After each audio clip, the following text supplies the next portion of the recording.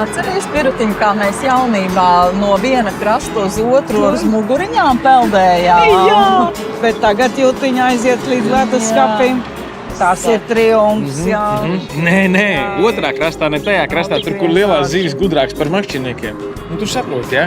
Paskaties, Pilīte peld uz otru krastu. Jā, Pilīte ir Tu mani pirmo reizi no otra krasta ieraudzīji. Nē, es tev uz pirms pirmo ieraudzīju. Klausos, Venču. Kurā krastā tu šeit spēlēt? Es? Jacīts visu gadu trenēju šim jautājumu. Tu nezini vispār, kas tev ir pēc klases mačā? Nē. Tuvojās. Paliks vienmēr divi krasti, saulriets būs un saules lēks.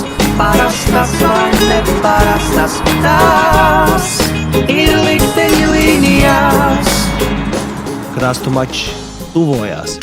Tiekamies gala punktā 15. un 16. augustā.